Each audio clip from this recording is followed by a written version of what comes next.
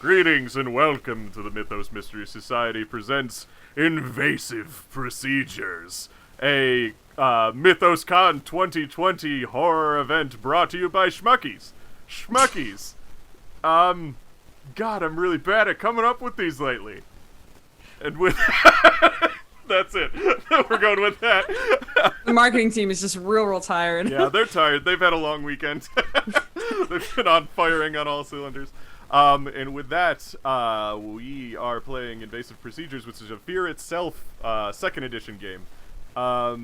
We could go around really quick and introduce ourselves and a brief thing about who our characters are. You're going to have an opportunity to go over it in the game in a sec. So we'll start with Emma. Hello. I disassociated just for a hot second. We're introducing ourselves and our characters, right? Yep. Okay, great. I'm back. Hello, everyone. I'm Emma. You can find me at MK Hansen on Twitter or sometimes in the Void. I am playing Roberta Carroll this evening, who is a young widow. Kaya. Oh, hello. I promise this is all makeup. I am not in a stressful situation at all. I'm Kaya Gaston. I am playing Wendy Shaw, the amnesiac. Which is perfect, 'cause I don't remember shit on a regular basis. So. I played an amnesiac in City of Mist, and the best way to play an amnesiac is just never take any notes. No? I don't know what you're talking about. I don't remember shit. It works so great. Let's pass it over to Maria. Hello, it's me, I'm Maria. I am on the internet at Happy Capster. And tonight, I am playing Bobby Wiseman, who is the stupid kid. Jason!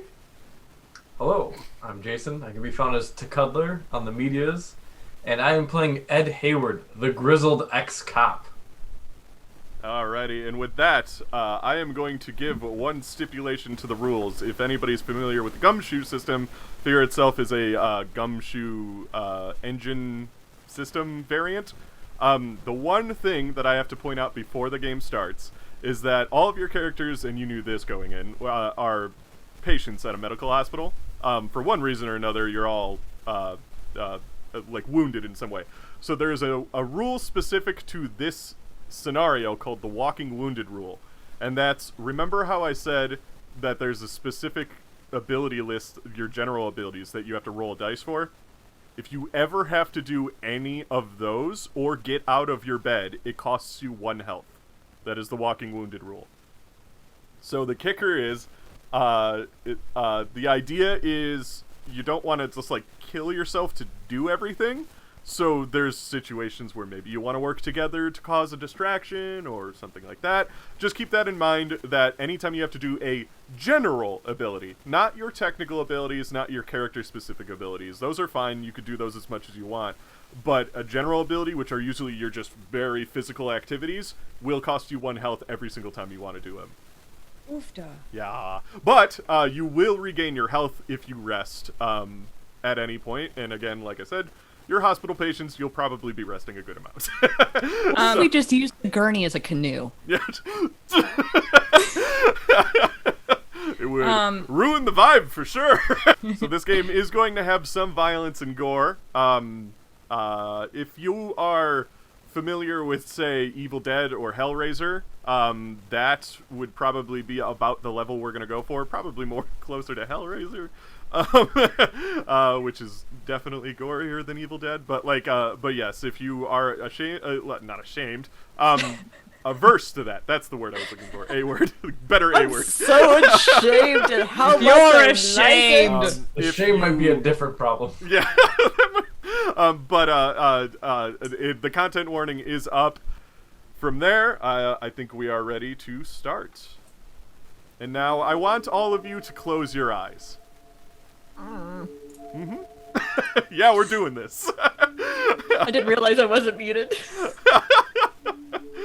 But yes, everybody close your eyes. Alright, it's late at night and you're all resting in your hospital beds. All of you are sharing a ward together in Our Lady's Hospital. It wasn't the first hospital you were sent to. For various reasons, you were all originally being cared at the local county hospital, but due to the overcrowding thanks to the coronavirus, you've been outsourced to Our Lady's. Your injuries leave you in no real danger, hence why you're here. Our Lady primarily cares for patients that are either in no danger of dying or are so far gone that the hospital couldn't help them. So while you are bedridden and weak, you'll live, you think. Our Lady is an old, rundown hospital that is in danger of being demolished any year now. People like to say it's haunted due to the states it's in. Part of it has been perpetually under construction or abandoned since as long as anyone can remember. The walls are flaking paint, the floor tiles are missing in some spots, causing the stretchers to shake poorly as patients are carried from room to room. The lights barely work. The overcrowding at the local hospital isn't so bad that Our Lady's is overflowing. No, only a handful of patients have been transferred here. And they are seemingly the only patients the hospital currently has. You are all aware of your doctors, despite sharing the same ward. 2 of you are assigned to one doctor, and 2 of you have been assigned to another. At least that's supposed to be the case. The 2 of you that are assigned to Dr. Julian Haverly haven't actually seen him yet. Haverly is from the county hospital, and he visits once a week. So until then, all of you are being cared for by Dr. Clifford Drake. You haven't seen him an awful lot just yet either, but from what you can tell, he seems competent in his ability. Drake is a doctor of Our Lady's specifically, and he apparently carries some high accolades to his name. The ward that you are all in is the 4 of you, and you each have your own stretchers to rest on, a curtain around each of your beds. There's one bathroom in here as well. A window on one of the walls reveals a blizzard, a harsh mix of darkness with white snow wherever the light can catch it. As of right now, it's 2 a.m., the lights are off, and you are all in bed, sleeping, or trying to sleep. And with that, we'll go around. Your characters, keep your eyes closed, because your characters are maybe sleeping or trying to sleep at this point. You can go around, kind of introduce your character, maybe talk a little bit of why they're here, and we can go over it like that. Now, all of you have your eyes closed, so maybe I'll just pick on you. So we'll go with Bobby first. You want me to keep my eyes closed during my... Oh, good. Okay. So, Bobby is, 17. They, look like they are, generic punk teen. They typically, and right now, are wearing slightly loose fit denim jeans of a kind of black washed out color, ripped in the knees. They've got on some grungy t-shirts, an unbuttoned flannel over top of that, backwards cap and everything. They are kind of sleeping. They keep tossing and turning. Whatever kind of sleep that they're having is definitely restless. Alrighty. And with that, we'll switch over to Wendy. Wendy looks to be in her mid-20s. She looks as though she hasn't slept in like weeks. Looks a little thin and dehydrated. She's wearing clothes that look like they were found in the Lost and Found. Just little, like a pair of sweatpants, over, a large sweater. She is sitting up in her bed and kind of doing that leg bouncy thing, so you kind of hear the gurney squeaking as she's chewing on her nails, just anxiously clutching a purse, a handbag that's sitting in her lap. Alrighty. We'll go over to Ed. Ed is your standard retired cop. Beard, usually more in like a 5 o'clock shadow. He's got on kind of a casual but formal clothing. Keeps himself fairly professional.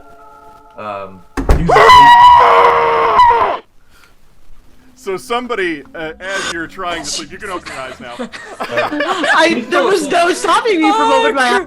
I peed a little bit. Somebody bursts into your room, screaming madly. They're covered in blood. They're naked. They appear to be naked from, like, just all over, except for wearing a wrist bracelet saying that they're, a patient of the hospital.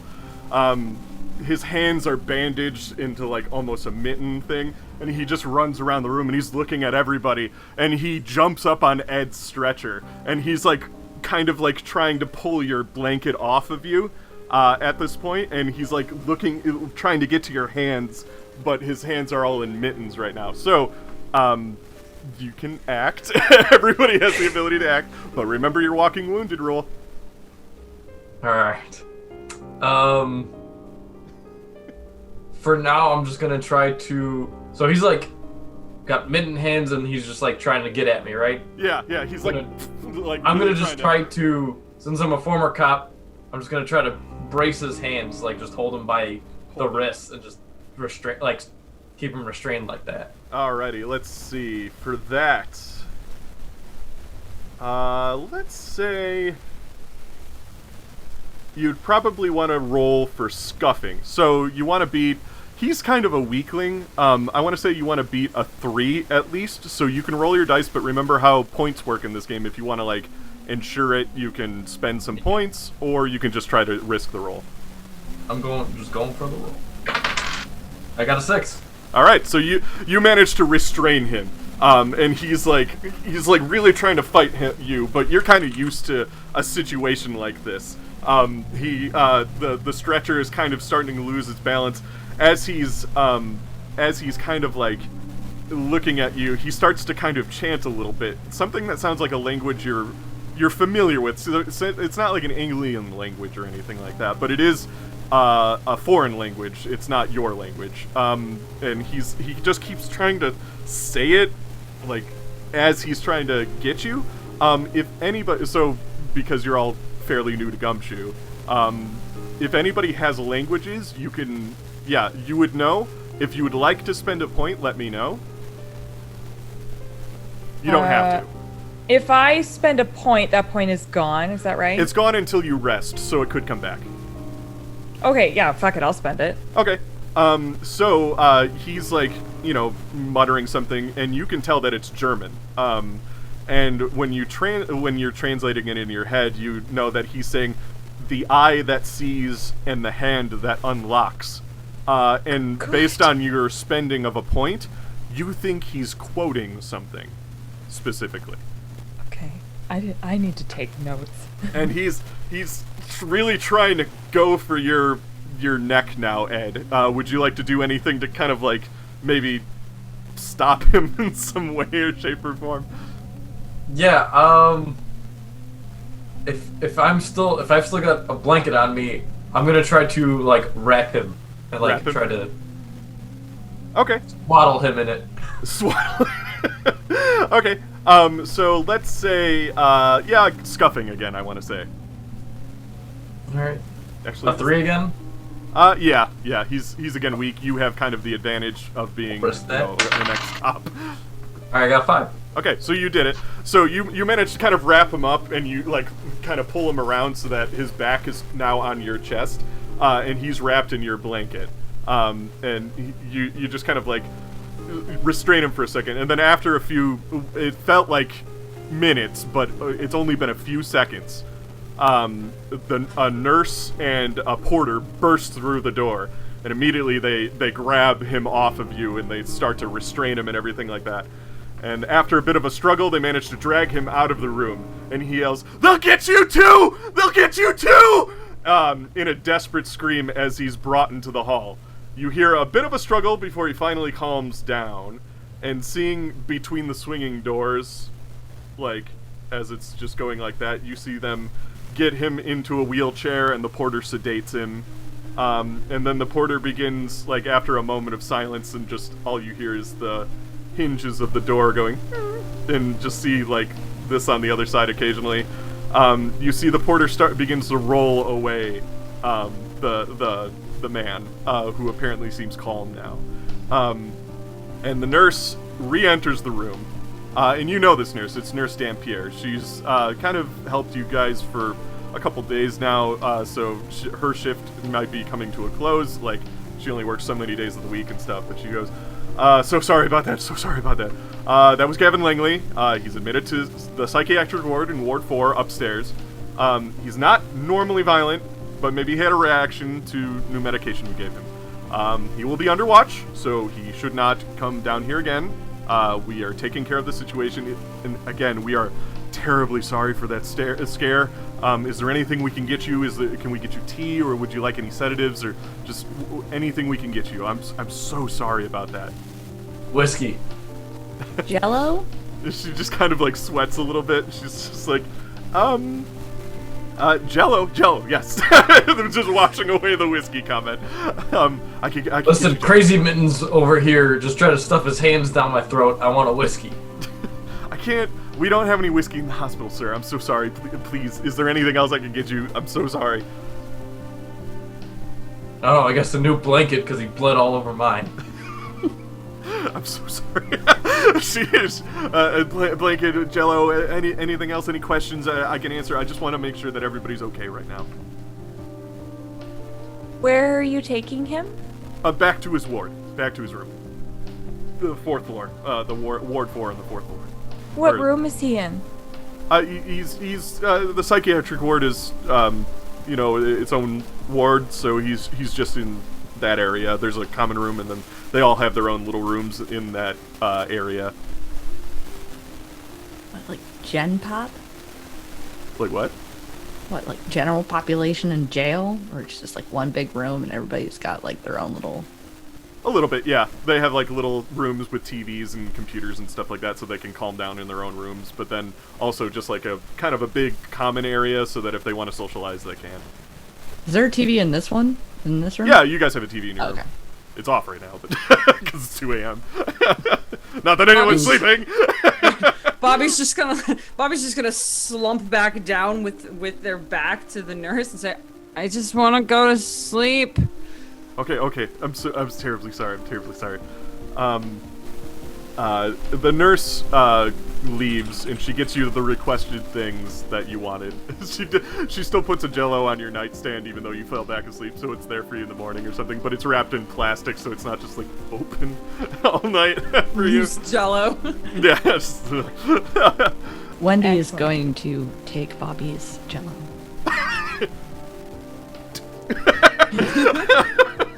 You could have just asked for one.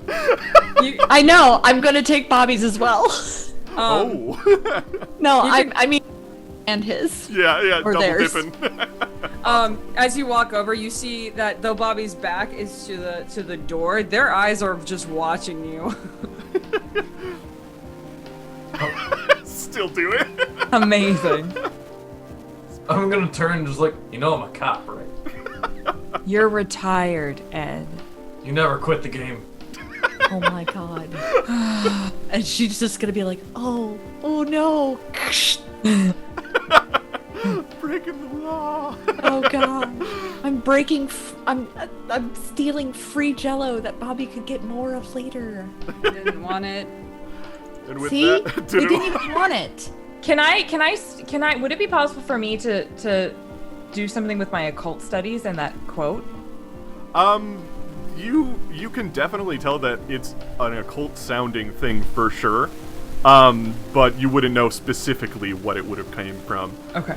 It definitely didn't sound like, even if you didn't have a cult, that's got the markings of a cult like all over it. Like, for sure. If you've seen a movie, you can definitely surmise. But like for you, because you do have some occult, you would immediately be like, oh, that's gotta be like something weird like that. And with that, over time, it's hard to tell if you're half dreaming, sedated, or awake. And this old building makes noises, but it almost feels like the hospital itself was also disturbed by that outburst. Creaking, swaying, some dragging noises, but your consciousness gets the better of you, and you sleep the rest of the night. So now, if nobody really lost any health in that, right? Or Ed, you technically lost 2 health because you did 2 scuffling things. You would gain it back right now because you fell asleep. Does Roberta also get the point that she spent? Yes, you get your point in languages back. Cool. With that, the lights fade to black, and then all of a sudden, rise and shine, and a light explodes into the room. Fuck! The TV is on, and it's playing the morning news show that you're used to, and Nurse Clayton has just unceremoniously ripped the curtains to your ward open. It's a beautiful morning, the sun shining as the ground is softly coated with a nice deep blanket of snow from the night before. Nurse Clayton proceeds to give you all your morning medications and checkups. Nurse Rashid, did you have to open the blinds so abruptly? Oh, it's always good to start the day with a bit of sunshine, don't you think? Blow it out your ass. If anybody would like to ask any questions about anything, you have a chance to do so as the nurse is kind of checking up on all of you. How are you feeling, Bobby? I feel fine now. I mean, the headache's kind of gone away. The brilliant blaze of the sun doesn't help. Oh, maybe I'll shut it. I'll shut the blinds just a little bit. She kind of turns it down just a little bit. Wow, I feel so much better now. Wow. That's good. Anything else I can do to help you out, Bobby? I mean,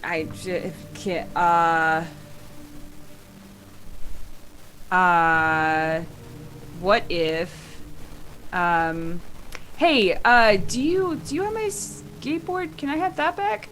Oh, you have your skateboard. Yeah. Oh. Yeah, you have all of your personal effects if you have. Oh. Yeah. You're not in a prison. Right. I just didn't know all your like stuff would be with you. Okay, cool. Are we allowed outside? I mean, yeah. Okay. You're also not like invalids. Awesome. Like you can get up and do what you need to do and stuff like that. I want to go outside. I'm just gonna go and I'm just gonna pick up the skateboard. That would cost you 1 health to get out of bed, remember? But that's fine. Yeah. I'll take that. I want to not be. It's bright and now just go. Goodbye.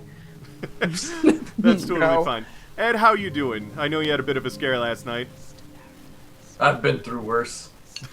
What happened to the psycho who tried to get to second base with me? What? Oh. Is there anything I can help you to do with your pain? Do you have any pain? Anything? A headache? No, I'm all right for now. You're all right for now. Okay, that's good to hear. How about you, Wendy? Anything I can help you with? Any pain? Any nausea or anything? I kept the Jello down. When is Dr. Haverly coming by today? Oh no, Dr. Haverly won't be in for a little while. I actually heard that he's quarantining right now because he caught the coronavirus. So until further notice, you will be seen by Dr. Drake. Okay. I know you really like Dr. Haverly. You're like, well, Dr. Drake is our best doctor in our hospital, and he will take very good care of you. And Dr. Haverly will be back in no time at all. Okay. Nurse Clayton feels sad that she can't make you feel at ease because you like Dr. Haverly a lot, and there's nothing she can do about the situation. Roberta, are you feeling any pain? Can I help you out at all? Nope. No? Feeling good? Okay. No, I'm feeling terrible, but there's nothing you can do about it. Oh. She just feels really bad about that. Did you She's just batting 1,000 today. Yeah, oh boy. Could be a good shift. Is there did anybody have any questions about what happened the night before? Yes. Is anything I can help you understand about the situation? Where is he from? He's from, I believe he is from, Germany. He's a lecturer, and he teaches German language, and he translates it as a job, and, a couple of years ago he had a nervous breakdown, and that's why he's here, I don't know how to tell you this, but he's unfortunately no longer with us. Sorry? Yeah. Bobby pops her head back in through the doorway. Excuse me? Hello? No. Bobby went out the doorway, and then everyone kept talking, and so Bobby just kind of was standing there. Just eavesdropping. Yeah.